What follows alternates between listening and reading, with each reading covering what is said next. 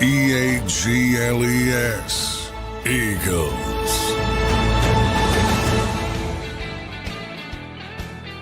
Welcome in, everybody, to a Tuesday edition of Birds 365 here on JAKIB Sports. I'm your host, Zander Krause. That's my co-host, Johnny Mac, John McMullen. Another nighttime edition of Birds 365 for you here today, following practice number 5, open to the media at training camp. A hot one today, Johnny Mac and Vic Fangio Day all clumped into one. How you doing on this Tuesday evening, brother? Doing well. Yeah, glad to be in the air conditioned. It was a hot one today. So, but that's part of it. I mean, you mentioned Vic. He was asked that question. He was like, "It's not hot." Yeah. It's a mentality. It's a mindset or a mentality or something. Yeah. And they got to play in Tampa in September. We've said that a bunch of times, and they got to be prepared to play in this kind of weather. But a lot of water breaks, a lot of stoppages, a lot trying to get people through it. No obvious sort of heat issues. One injury, Terrace Marshall went down, which could be something, but we'll see probably on Thursday. But So low on camp bodies there, John. I saw your report as well that they I don't know what did they do with Danny Gray? Did they release him? What did they do with that? Yeah, he's waived injured is what it's called, and if someone can claim him, but if they don't claim him, he'll revert back to injured reserve with the Eagles. So that's the most likely scenario. But and then from there, the Eagles will work out an injury settlement and likely release him off injured reserve. But that's probably less about Danny Gray, right? And more about they need bodies right now in practice. Yeah. I mean, Devontae Smith has been out with some back tightness. Danny was out with a finger injury. And then Terrace Marshall, as I said, went down today. So that's probably an indication he's going to miss at least some time. So at some point you need bodies for reps, especially at the wide receiver position. If you look at a training camp roster, any of them, including the Eagles, but any of them around the NFL, the two biggest positions will be wide receiver and cornerback, because you need so many bodies and there's so many nicks and tweaks and hamstrings and groins and calves and stuff like that throughout a camp. You just need bodies at some point to run reps. And the Eagles have gotten a little bit too low at wide receiver. Yeah, good stuff there, John. Plenty to talk about today. We mentioned how hot it is out today. You said something pre-show. How was the heat today, John, at practice for the Eagles? Yeah, well, it wasn't comfortable, that's for sure. But it's part of it and part of the process. And a bunch of guys are from Houston and Georgia guys and Alabama guys. They're used to practicing in the heat. But today was a special kind of heat down there. It was by the time practice and they moved up practice an hour from 10 to 9. So, they were over by 11. They had their longest practice of the summer so far, by the way, too. So they were trying to take advantage of it from a conditioning standpoint. So they just went right under 2 hours. And by the time it was over, I looked at my phone because I was making sure. We always, you always want to note the time, how long it went, but I wanted to see how hot it was. And by the time it ended, it was already, the real feel was 97. So, despite it being early in the morning, it got up there pretty quickly. Yeah, no doubt about it. Jalen had another good comment about the heat. What was his quote today? Makes something of us all. I forget what it was. That's not one of his. Fatigue makes cowards of us all. That was it. That's an old quote. That's an old. He delivered it today. Yeah. It's an old fighter's quote. That's an old, boxing that has since morphed into MMA.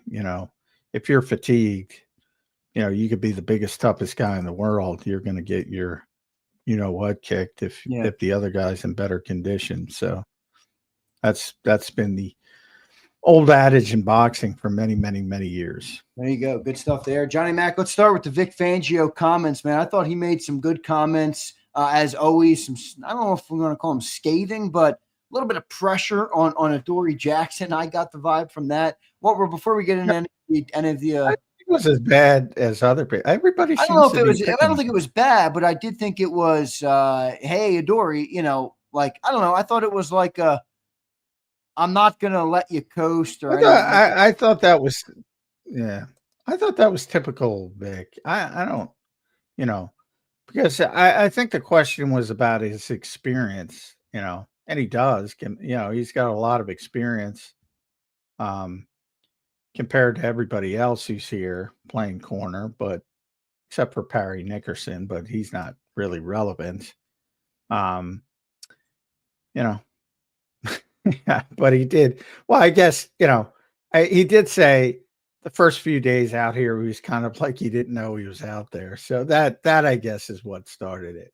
But I think he's played pretty well. So but I think it gives you the imprint of where they want to go, and where they want to go is Gailey Ringo. So I think they're trying to tamper that down a little bit as well. Yep, I agree. John, your overall thoughts on anything else that Vic had to say today, just your takeaways before we dive into some of the things I took away. My biggest takeaway was that, I asked him about Cooper DeJean, how's it going, with the dual role. And he kind of said, well, he said it was going fine, but we just haven't, and he threw in, to be honest, we haven't had enough snaps out of it for him in the base defense, because the Eagles offense is primarily playing 11 personnel. And if you're 11 personnel, you're going to put the nickel in there. So he said, we haven't had a ton of base snaps up to this point. I'd like to see him get more and get him tested. I don't know if he's truly been tested yet with a hard play, which is kind of true, because I haven't seen a hard play at all for him. And then there was a follow-up saying, is that something you can coordinate with head coach Nick Sirianni? Because that's supposed to be the advantage of practice. You can script whatever you want to script. Right, Today was a big red zone day. Right. So, and he said, yeah, I mean, we'd like to be able to. Right now, we haven't been able to. I'm a little concerned with that. What do you mean? I mean, it sounds like the offense doesn't want to work on that. Well, no, it's not the offense. It's too little fiefdoms. It's like, Vic's not, and Vic has said this before, he kind of holds to himself.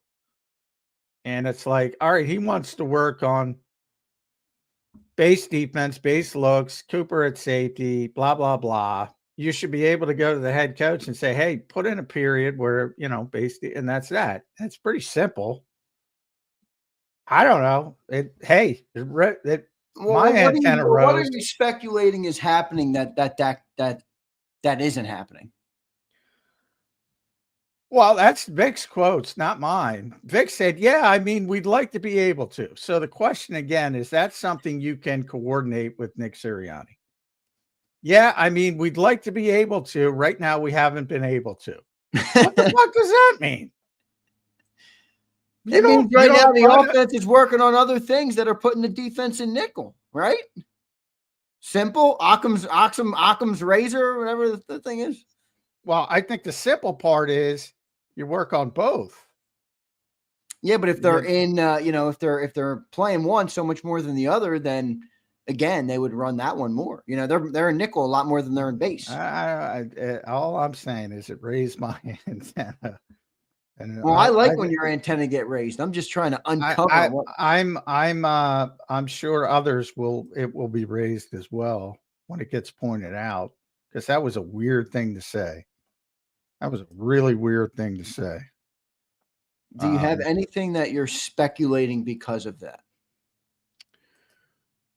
The speculation is Vic doesn't share information, which is not really speculation because he's said it in the past. And, because I don't think it's Nick, to be honest. And so you're saying if Fangio went to him, you think Vic or Nick, excuse me, he would install it, but Vic has never asked him for it.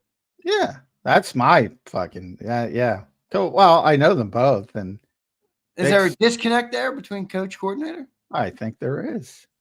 Okay, that's what you're speculating. All right, now I get to where you are.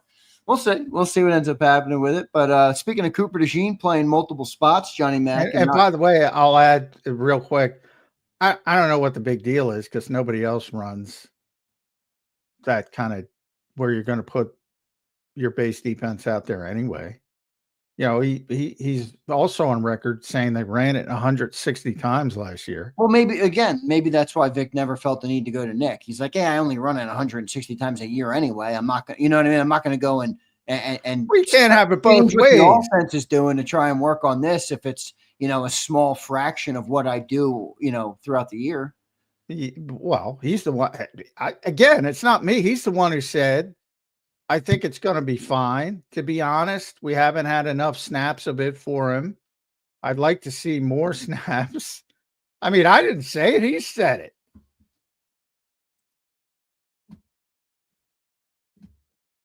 No. So it's not me. That's what he said. And Vic tends to tell the truth. So, he'd like to see him get more and get him tested, is what he said. What are your thoughts as we are through 5 days of camp, John, at Cooper's extended role there or a more versatile role in the defense? Well, he says he thinks it's going fine, but he wants to see him get more and get him tested. What about you, though? Do you have any thoughts on it or you feel like he's going to be Well, he hasn't been tested at all. But I have no doubt he can play the position. Yeah, me too. That's kind of how I feel about it as well. Good stuff there, John. How about his comments on JAKIB Campbell? Actually, did he make any comments on JAKIB Campbell today? I know he talked about his progress. Yeah. He's I think it was a little bit. It's interesting because I think a lot of people have been raving about JAKIB Campbell, to be honest, and for some reason he thinks. He said he sees him making small strides, and he said it may not be noticeable to the average eye, which I think, if anything, everybody has been very positive from a media standpoint. But he's making good strides. If he can keep making those strides, I think he'll be what we hoped he would be, is what he said about JAKIB Campbell. Now, Zach Bond was out today, and so he got a lot of first-team reps next to Jeremiah Trotter. Right. But he's still on a rep count as well because of the surgery, so he couldn't take them all. So Smile Munden also got some first-team reps for the first time. So both of those guys were kind of thrown into the deep end of the pool this morning, and the first sort of practice start for JAKIB Campbell because Zach Bond got a back contusion in Monday's practice. So that was one of the reasons why he was out, because we speculated. Nolan Smith as well got a concussion because I talked about that on the show. It was weird. All of a sudden you see Josh Uche getting some first team reps, Patrick Robinson getting some first team reps. And, my initial thought was, well, they're just trying to manage him with the triceps. He's still got the brace on, but he actually suffered a concussion. So he's probably going to miss a couple days. And Josh was pretty good today, I'd say. Josh Uche, he's playing on that side. Yeah. So, but he's looked better than Ojulari, I'd say. Wow, there you go. Because I do think that's going to be a decent battle actually for the back end of that room. Yeah, well, they haven't really, cross-trained. It's been Aziz on the right side, Josh on the left side, and Patrick Johnson as well. So, but if Nolan Smith is not out there, you already get to see it. It doesn't look good. Doesn't look good on paper. Yeah, what's up with the Nolan Smith concussion? How exactly do you get that before they're making major contact? Like, was it just kind of a fluke thing? Do you have any idea what happened with that? Yeah, I didn't see when he got hurt. When he eventually gets back, we'll ask him. But no, I didn't. I just noticed he was wearing a Guardian. He was wearing a Guardian cap yesterday too. Yeah, but I mean, you can just bang your head and off the turf, and if you land wrong,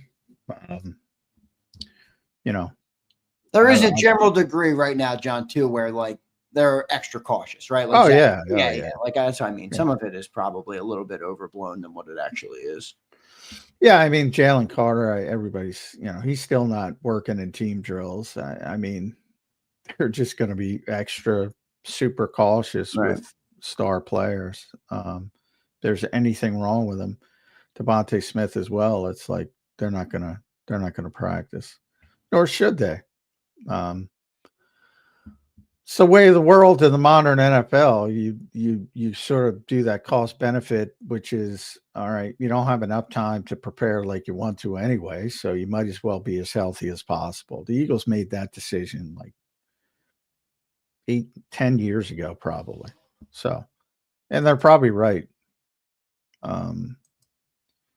Because you have a limited amount of time, so it's more important to get as many guys healthy to week one as possible.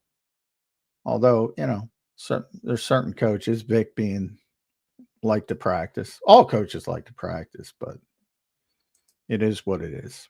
Yeah, good stuff there on Jahad Campbell too as well. John, moving into those Adoree comments. I know we talked about them briefly, but I just wanted to dive into them for a second. I thought my take was he kind of threw down the gauntlet, saying it's time. I mean, Jackson said, and the quote was, "Show who he is or isn't." What did you make of that quote, John? Is it Fangio challenging the veteran, or is it kind of a genuine, maybe a genuine lack of belief in the player? What did you make of that? Who are you talking about? I'm sorry. The Adoree Jackson quote. The show who he is or isn't. Well, I think it's one of those things where, like the same thing with Vic tends to push back. You saw it with Alex Hunt when all those sort of flowers came his way. I think the same thing in a different way is going on with Adoree Jackson, because I think there were a bunch of people that said, well, he's going to start. Kaylee had a bad day. So he kind of shifts gears and says, basically, this is the kind, you could see the kind of things, like when certain guys in Miami didn't like him, you can see this is the kind of thing where that festers up, because he's very blunt, and he's like, he had mentioned his rookie contract in Tennessee, and they didn't re-sign him, and then when he signed with the Giants for big money and they didn't re-sign him. And it was like, it was a curious way to go about it. But I think it's sort of that tough love thing. And obviously, he had mentioned the first couple of days, I guess he was not happy with his performance. And he's trying to light a fire under him. And some guys it might not work with. Hopefully it works with Adoree Jackson. Yep, we'll see about that. Johnny Mac, overall, any other takeaways? I did like the no excuses vibe that he gave on the Heat. That was classic Vic Fangio. But any other takeaways? It's always a fun day, John, when Vic Fangio speaks. Did anything we left out that we got to mention to the people? I do like to inform them because we talk so much about Vic on the show. Yeah, I think he was a little bit kinder to Sidney Brown than he has been. So I think Sidney might be starting to win him over a little bit. I think that was a positive. And I think he sort of lightened up on him. I mentioned the coaching staff stuff, which kind of kind of shocked me. But and then Jihad Campbell, which I think if he's healthy and he's ready to go, I think he's going to get on the field pretty quickly. But he also said some nice things about Trotter's having a pretty good camp. I mean, Yeah, I he's read not that. doing anything. He's not doing anything to pull him off the field.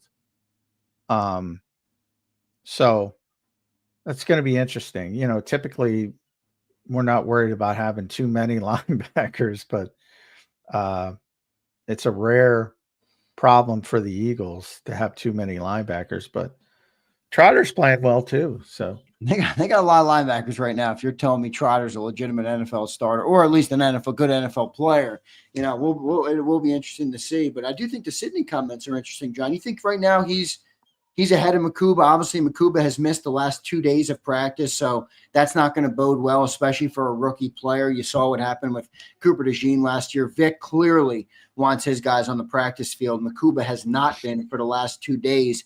Is Sidney Brown potentially getting closer to winning that starting job, or how do you see that? Yeah, I think, you know, he's starting, he's doing well. You know, the defense played well as a whole today, big red zone day. So it's condensed, a little bit tougher to operate for the offense, but I think he's starting to open some eyes, and, you know, he's a very talented player. But, you know, he basically said he had no chance to play last year because of his injuries and learning the system. Injury, but you know, he had to have a second surgery. And he mentioned, you know, now he's starting to get it. So I think that's a positive for Sidney Brown. Yeah. You think he's modifying his game a little bit to fit the Vic scheme, or is that just maybe a progression, maturity as a player? Because we did talk about a lot how his skill set didn't really fit what Vic probably wanted out of his safeties. Do you see that shifting at all through the first couple of days, or still too early to tell? Still too early. I think Vic's smart enough he'll shift it to, you know, it's not like he plays just one way. You know, he's got a preferred way to play. And when he can't, I always bring it up with the front. You know, he wants to be able to stop the run. That's the most obvious for, I think, fans who watch Big Fangio.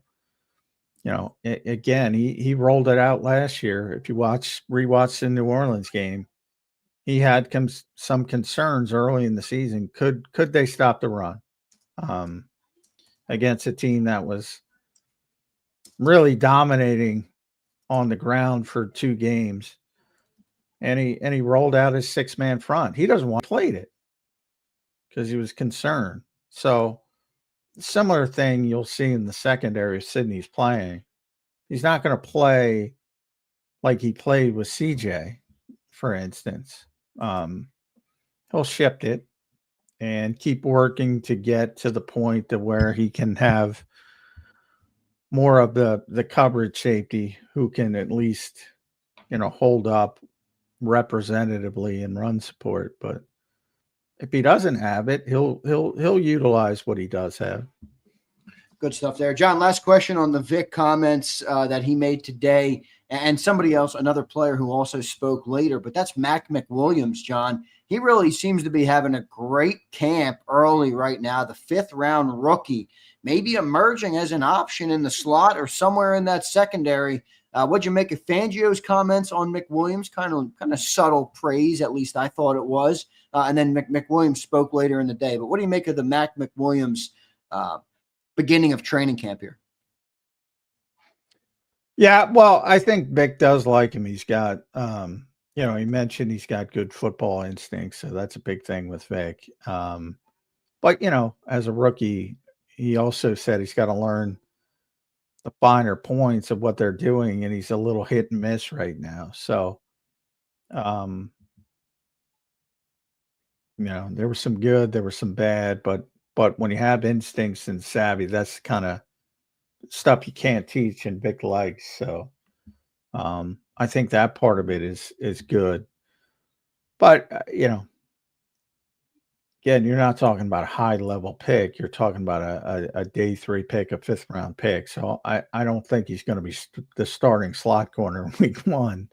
But I do think long term, it's a player that he wants to work with and will, help to improve. And, who knows, maybe down the road, you're going to see Cooper DeJean at safety and Mac McWilliams at the slot. But I wouldn't say it would be early this year.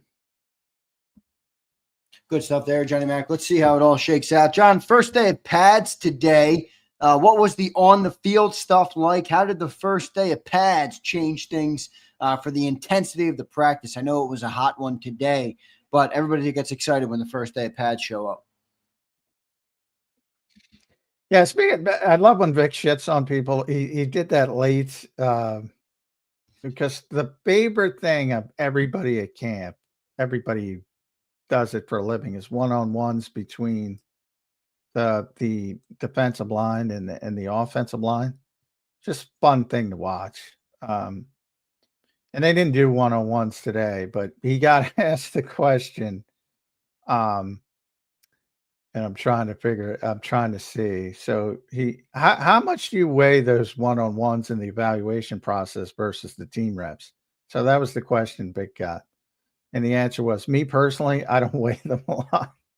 So I love when he shits on the mentality of people who make such a big deal out of one-on-ones. So, but that stuff, and you did get them with the linebackers against the running backs, which is usually a mismatch. Boy, that's usually a bloodbath for the running backs because there's so few that can pass protect. Montrell Johnson, though, rookie, but he's the best pass protector already, day one. He's out there stoning people. Well, besides Ben Van Sumeren, but I don't count Ben because he's Ben's a little, that's a little different. Yeah, and he used to be a linebacker. But Montrell he and Trotter he made a play yesterday too, didn't he, Montrell Johnson? Yeah, he's been good. He's been good. He'll be on the practice squad. Barring injury, he's not going to make the 53. But yeah, he's got some skill. And I was because it's so. I mean, I'll tell you what. If Will Shipley, if he's not on the field this year, that's the reason. He just can't pass protect at all. Too small. I mean, I feel like he has the will, or the want to. I guess you could say Will Shipley has the will, but yeah, I don't know.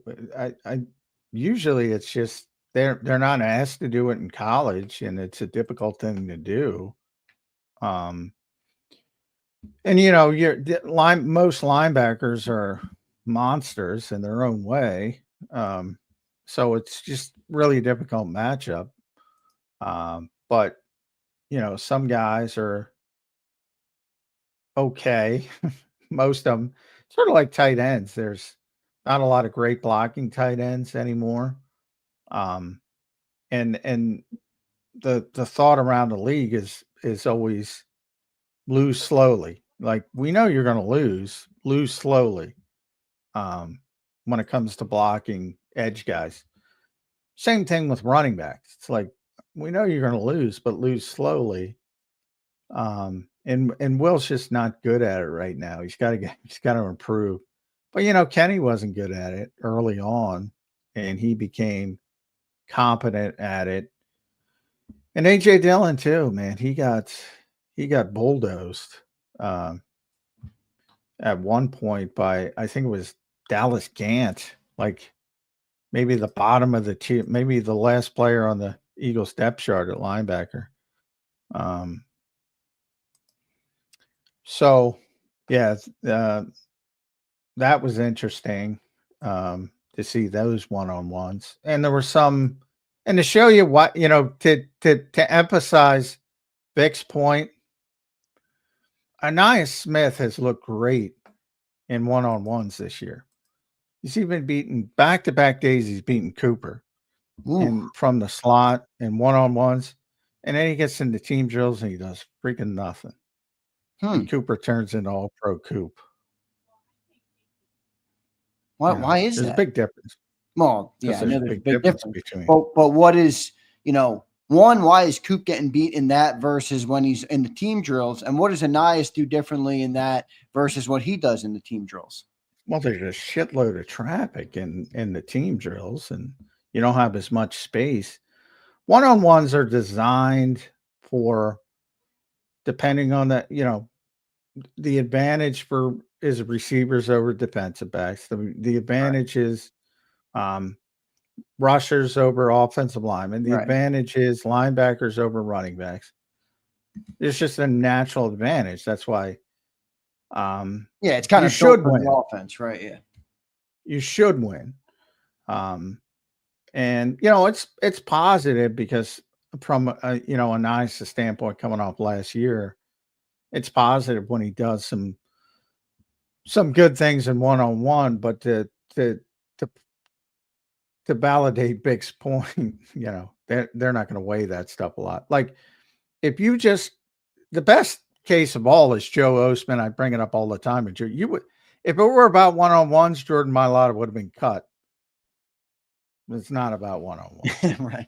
Team drill is more important. John, a receiver I would have talked about, Elijah Cooks. You wrote an article about him today out of nowhere. You called him the rangy Eagles wide receiver is making some noise. I saw a couple other people talking about Elijah Cooks. We got to reference him here on the show, man. I don't think we've talked about Elijah Cooks too much. What have you seen from this guy? And does he have a chance to squeak in at the back of the roster? It's interesting there. No, no, he doesn't. But he's fun. He's fun. It's always, I predict he's big, he's rangy. So when you talk about those lower level roster guys, you're going to make some noise. You always look at the big, tall receiver, and he's a big, tall receiver. And as Tanner McKee pointed out today, he plays like it. Like that's my issue with Johnny Wilson. He doesn't play like he's 6'6" and 220. Elijah's 6'4", 215. He plays like it. He uses his body to his advantage. And he's been making a play every day.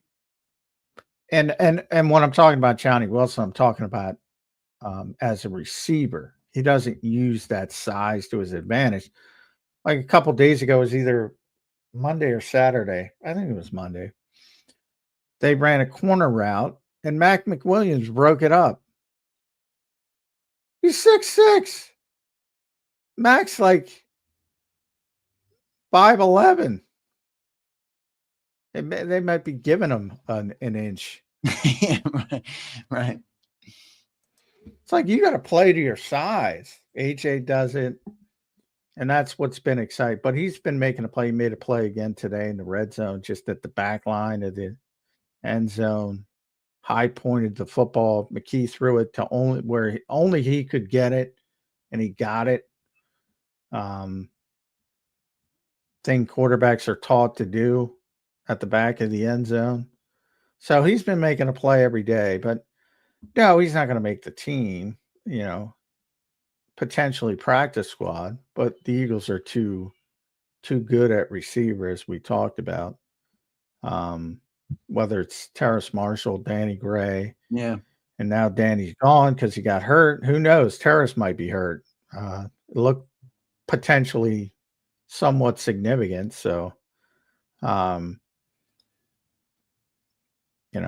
they really want to keep Anais and they really want to keep Johnny. So it's going to be tough for everybody else. First big injury, big injury, but first injury kind of, John, that you hear about in terms of on the field happened today was Terrace Marshall. First biggest news of the day was probably that with the leg injury, which has obviously caused the change at the back end. Who they re-signed Ife Adehi? Is that how you pronounce that? Yeah. Ife Adehi. Third time he's been back. They let go of Danny Gray for now, and Terrace Marshall, I guess, goes into the injury category. What'd you see there, and do you think this really hurts Terrace Marshall's chance at making the team? Yeah, definitely. I thought it was a long shot anyway, but yeah, and so definitely hurts his opportunity. Because as I said, if you're going to be a fourth or fifth receiver, you have to play special teams. He doesn't play special teams. So he was a long shot to begin with. But I do think that they would like to get him back on the practice squad and do it that way. But yeah, the fact that he's injured takes the small percentage, whether it's 10, 15, 20% down to, if he's going to be out a significant period, he might be going the Danny Gray route, in his case, they would just release him outright, but because again, you need players at that position to run reps in training camp. That's one of the ugly parts of football, is the sort of, the revolution of bodies. If somebody's hurt, yeah, you got to run reps. You got to bring in somebody who can run reps. Yeah. They seem to keep finding guys that can somewhat play though, man. Danny Gray showed some signs. Elijah Cooks, Terrace Marshall. They seem to have a little more depth at receiver this year, John. Well, yeah, they I've mentioned that a lot. This was the deepest group of receivers that they've had, certainly in a long time, certainly in Nick Sirianni's era. Yeah. But that's why you do all this work, and you bring in guys for tryouts, and sometimes it's not to sign them right away, but it's to do the due diligence on them in case somebody gets hurt, and what that player is capable of doing, or at least helping you in some way, whether it be on, the 90-man roster, or once the season starts, scout team, practice squad, that type of thing. That's why you do all that homework. Yeah. John, talk to me about that Ben Van Sumeren Trotter Jr. little scuffle. I don't know if it was a scuffle or if you could even call it that, but they went up against one another. Ben kind of threw Trotter to the side. What happened with that? Yeah, well, they had 2 reps, and Trot kind of won the first one. Ben got a little bit off balance, and then I think Hulk Ben showed up and he completely stoned him on the second one and threw him to the ground. To the point, that's another thing with training camp, is the first bite. We thought we might get our first bite, but cooler heads prevailed. They're both nice people off the field, so they calmed down. But yeah, it was a fun little sort of back and forth. Trot got the best of him, then he came back and stoned Trot, and so that's the old iron sharpens iron everybody talks about. You get beat on one rep, and you come back and you do better on the second one. Yeah, I love it. It's good stuff there, John. The other thing is too, Fangio had some good comments actually on Trotter. He called, what did he say? He's much more advanced, I think was the word he used. So I think that's good to hear, man. And you talked about the linebacker depth early. Not used to seeing that in Philly, John, but it appears they have it this year. Yeah, they do. And it should only be getting better. I did have a little picture, Nakobe was working out pre-practice on the sled. He was pulling the sled. And everybody, well, he looks ready to go. The 10-second video, he looks ready to go. No matter how many times. That injury needs a specific amount of time to heal.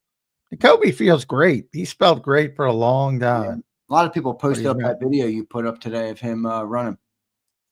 Yeah, he's not ready to play. And that's a lot of people ask, he looks great. Is he going to be ready? No, he's not going to be ready. That injury needs time to heal properly. Still thinking like week 8, 9, 10, somewhere in there? Yeah, I'm thinking mid-season. That would be my best guess. What's best case scenario? 4? I mean, yeah, I mean, 9 months would be. Yeah, 9 months would be what, the end of September October. almost? Yeah. October. Into October. Week 4 is September. So End of September in Tampa. I would say, October 10th, 15th would be the absolute best case scenario. So week 5 or 6, we'll see. Yeah, week 5 or 6, good stuff there. We'll see how that shakes out. John, I want to talk to you about Tyler Steen. I saw some reports that he had his best day of camp, and even Jeff Stoutland had a comment on Tyler Steen that he had a big day, I think was what I forget the exact phrase that Stoutland used, but talk to me about what you saw from Tyler Steen and how he's making progress in camp so far. Yeah, I didn't notice anything great, but I didn't notice anything bad. I think that's the best. Because Morrow's been having a field day with him most of the practices. I think the issue with the offense, the officials were there, actual officials. They were there this week. They have a meeting with us every year to talk about the rule changes, but so they're in officiating practice all week. I counted 5 penalties on the offense today. 3 of them were pre-snap. There was a hold. There was a illegal hands to the face. So it wasn't a great day for the cleanliness of the offense. But Stout is relentlessly optimistic. And, I told that Isaac Sayamalu story yesterday, I think. When I was, at the time, there were a lot of people, I was one of them, were saying, maybe they're going to move on from Isaac. And Stout was like looking at me like I had 3 heads. It's like, no, he's going to be a really good player. And he turned out to be a really good player. So I think that's the positive part. You can sort of spin his optimism with Tyler Steen, but I don't think he's had a great camp. It's only 5 days, but again, part of it's look who he's measured against. I read he had a little not kerfuffle, but with Ajomo, like tossed his helmet or something. I think I read it in Ed Kratz's piece. Ed had a great piece today, by the way. I got to bring up some of that. Tired of getting beat. Yeah, well, he said, I think he wrote Tyler Steen grabbed hold of Ajomo's face mask, ripped the helmet off the bull rushing defensive tackle. The mild-mannered Ajomo just picked it up and went back to work. Yeah. Morrow. And that's part of the thing where I'm like, well, is it really Morrow's that good, or is it part, right. You got to weigh it. Do they not line Morrow up on Dickerson at all? Now, they don't move their defensive tackles much. In fact, Ty Robinson was talking. I mentioned that. I don't know if you saw Ty talk. I did. I heard the whole thing. You had a really good question to Ty today. You got a good answer out of it. At least I thought. Well, because I knew exactly what he was talking about. We talked about that play. I mean, that play was just so. Yeah, and he knew it too, John. I mean, he went right to that play. Exactly. And that's what I'm saying. I mean, it's very rare. And Ty's such a big, powerful dude. Everybody looks at him and says, well, that guy's going to be great. But it takes more than that. And so, the first question he was asked, it's, how are the first few days of camp? And it's eye-opening for sure, is what he said. Just getting experience, what it's like to play against NFL caliber guys and go against the best offensive line in the league. I'm definitely learning a lot through my mistakes and failures, he said. And then somebody beat me to the follow-up, and they went talking about Morrow John. I think it was Kerr, but come on, Jeff. So the obvious question was any specific eye openers, because I knew what he was talking about. Right. Yeah. And he got caught in a stunt, and he went outside, and he got caught with Jordan. And he just couldn't get disengaged. He admitted it too, dude.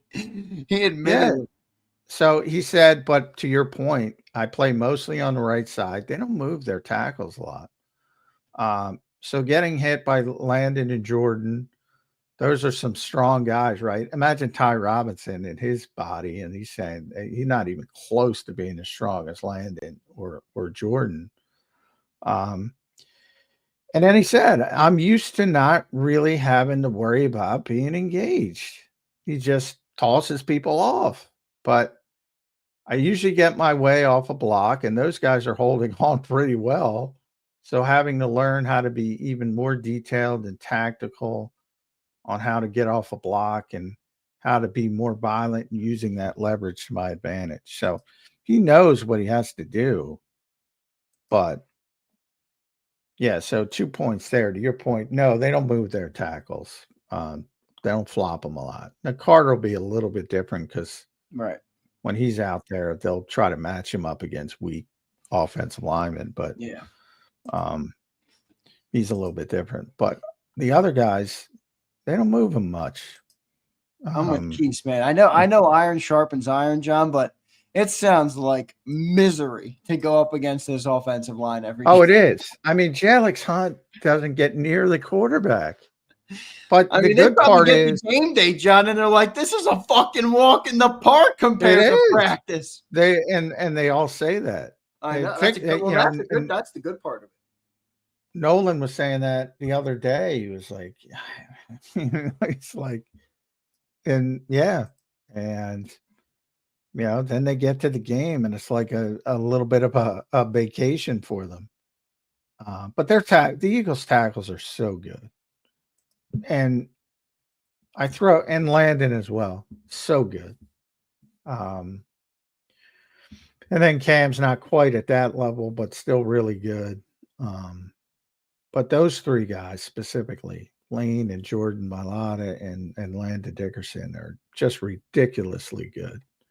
And when it comes to power, Landon Dickerson and Jordan Mailata, forget about it.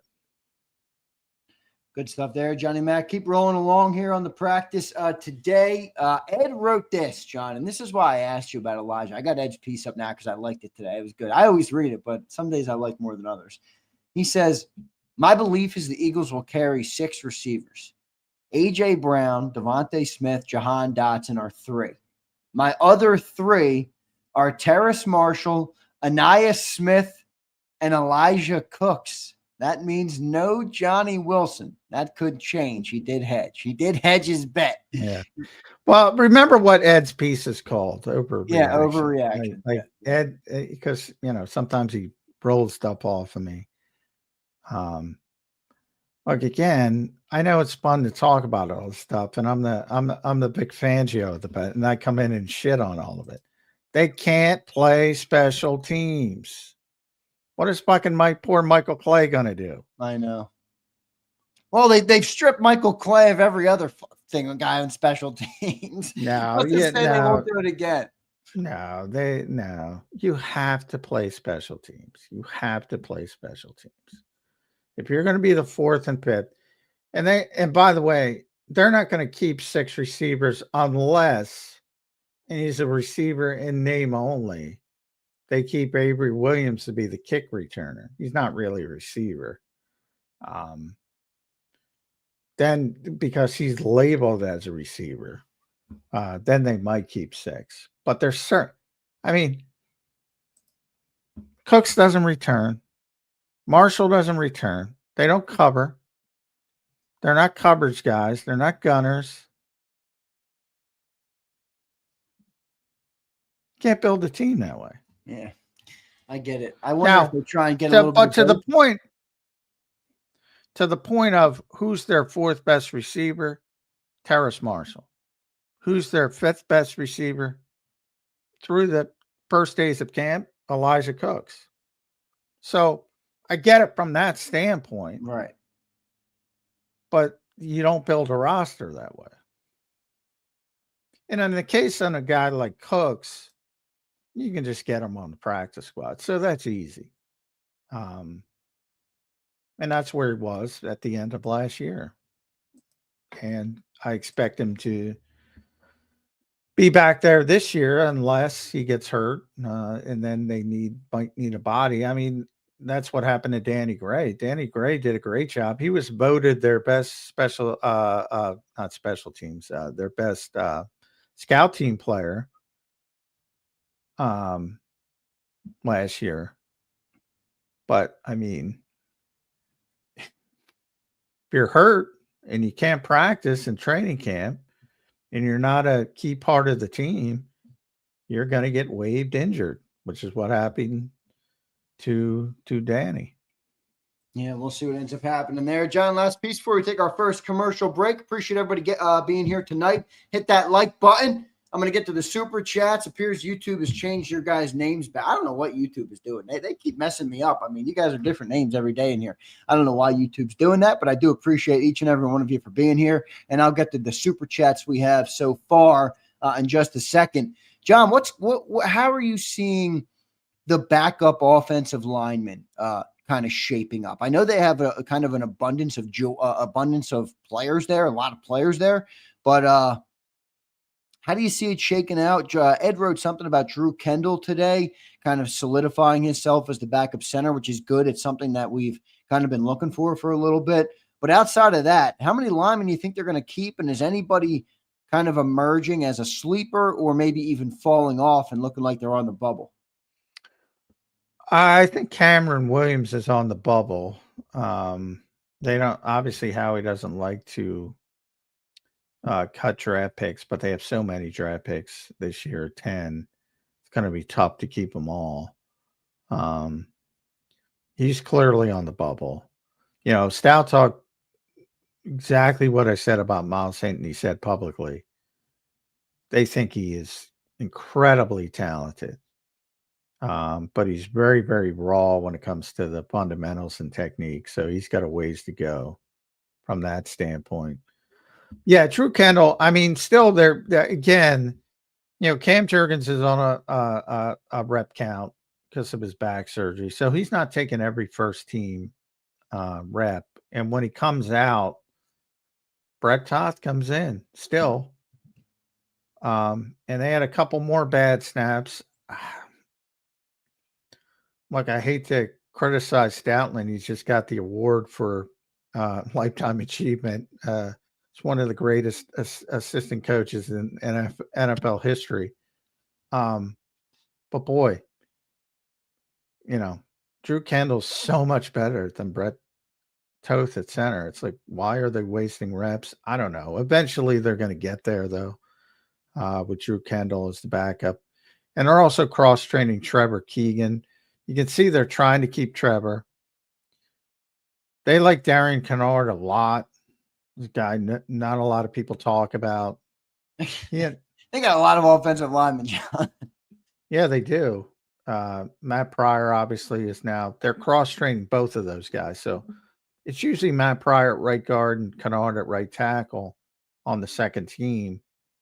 And it still is, but sometimes they switch. So sometimes Pryor plays right tackle and Kennard plays right guard. So he's trying to, in the case of Pryor, you already know he can play all these positions. But in the case of Kennard, they're trying to, you know, make him more valuable by making him more versatile.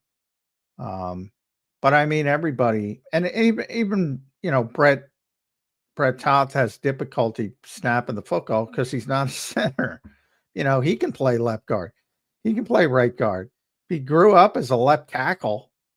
So he can play every position, all 5 positions on the offensive line. Yeah, they got a boatload of players. And, you know, probably the bottom of the totem pole, you can argue Holland Pierce, who was undrafted, has performed better than Cameron Williams, who has not performed well.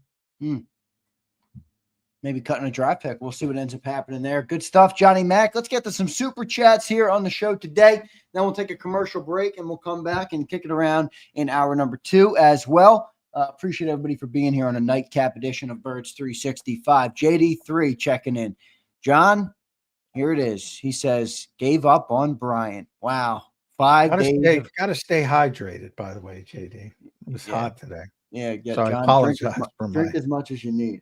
My vitamin water. But I love Yeah, vitamin. I mean, I Vitamin don't. water is the one sugary drink I love. Wait, let me read this. He says, gave up on Bryant, all pro Ajomo and the mean green machine, Tyler Steen. 5 days, Jay. You're telling me you had a shtick for 4 months of the offseason and 5 days of training camp, and you've given up on him? Oh my goodness, Johnny Mac. Yeah. By the way, it's zero sugar. But yeah, yeah, I mean, I warned you, JD. I don't know what to tell you, but yeah, he's not pushing Grant Calcaterra for the for the tight end 2 role. He's not even playing fullback at all. So your fullback dreams are dashed. And I don't think he or Kylan Granson or EJ Jenkins or Nick Muse, if you want to go all the way down to Cameron Latu, I don't think any of them have made any strides to say, we just talked about how many offensive linemen there are. They can keep 2 on the initial 53, get 2 of these guys on the practice squad and do it that way, which is what they did last year. And I think they're going to do the same thing this year. Yeah, we'll see. So he might be here, Harrison Bryant. But I would bet it would be on the practice squad at least to start. Is there a better? Go ahead, finish up. And it would be as the 3rd tight end. Yeah, that makes sense.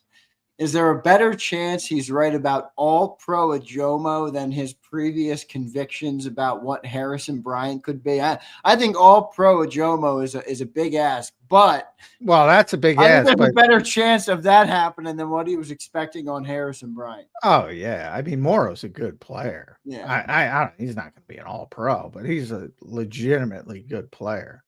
I mean, he's going to be a big part of this defense. Yeah, he's not going to be an all-pro, but yeah, that's way. I would jump on the Ajomo bandwagon over the Harrison Bryant bandwagon, certainly. Yeah, good stuff there. MJ checks in. What's up, brother? Appreciate it, man. He says $10 super chat here. We appreciate that very much. He says, just showing my appreciation for the evening show. Have been missing the morning live and catching the clips at night. Thank you, man. Thanks for being here. And we're happy. We'll be on tomorrow morning. Yeah, tomorrow morning's our only normal day of the week. And then Thursday, Friday, we'll have some night caps as well. So tough schedule, but we kind of are at the whim of the Eagles and the other programming on JAKIB. So this is the only time we could really do it. So appreciate you, MJ. Thanks for being here, brother, as always. Dank Bird Gang says, how irritating is getting your question interrupted, John? I guess he's talking about who? I don't know. Is he talking about me or is he talking about the press? I think he's talking about the press conference, right? Well, yeah. I thought he was talking about the press conference. But it depends on who. Like if Vic wants to interrupt me, that's fine. If you're talking about somebody trying to shout over me, yeah, those that pisses me off. But I do the same thing. It's very Philadelphia. Sheil Kapadia I probably told this story. Tells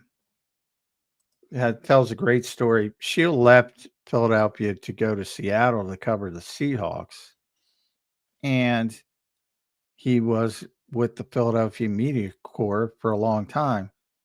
And if you ever met Pete Carroll, very laid back, known for his particular love of a certain thing that certain people like to smoke. But anyway, so Sheil was used to being in Philadelphia. So when you're in a press conference in Philadelphia and you got a question, you got to go, man. Right. You got to go, or you're going to get beat and you're going to get shut down. So that's what he was used to. And it was one of his first press conferences in Seattle, and Pete Carroll was doing it. And Sheil just yelled out something. And Pete Carroll's like, whoa, what are you doing? And it was just because it's not that way everywhere else. But yeah, and Philadelphia, if that's what he's talking about, I don't know. But yeah, it can get difficult in Philadelphia. Yeah, no doubt about it. And it's also very intimidating for the young reporters who are, trying to get involved, which Dog is eat dog world, John. It is what it is, man. it's not easy. Yeah. But Jimmy Kempski, I am proud, and Jimmy did. And by the way, I think he was wrong. Jimmy did. He ranked all the beat reporters. This was like 4 or 5 years ago. On who won the most face-offs in these press conferences, and I was number one. So I joked. So Jimmy, essentially what Jimmy said, I'm the biggest dick, by the way, because you got to be a dick to win those face-offs. But I don't think it's true, but he did put me number one. So thank you, Jimmy. There you go. Good stuff from Kempski. Thanks for the super chat, brother. Abe checking in. What's up, Abe? He says, Vic talked about defensive players have to determine if it's play action, run play. J-Mac, could you ask Vic how much does Jalen have an impact on that? It's a good question. Jalen Hurts? Well, or Jalen Carter? I don't know where you're going with that. Vic talked about the defensive players having to determine if it's play action, run play. No, it's Carter. They basically, the most fundamental thing he says you have to do as a defensive player is figure out if it's a run or a pass. So if you're talking about Jalen Hurts in practice, yeah, he says, I mean, normally, yes, but normally they're playing against other quarterbacks. So it's always, the other quarterback. The thing you're obviously in play action, the whole goal of play action is to make it, look like one thing and do something else. And that's what you have to do as a defender. Number one on the list is figure out, is it a run play or is it a pass play? And great play action quarterbacks make that really difficult. You've seen some of the ball handling skills of Peyton Manning and Drew Brees and guys like that. And, Jared Goff is a great play action quarterback now. And those types of guys make it really difficult from that standpoint. And Jalen is more of the RPO type stuff, but they're using more traditional play action too. But RPO has the same effect. Still the same thing. Is he going to pull it? Is he going to keep it? And the Eagles layered that to it's an extra because it might be an RPO and it might end up being,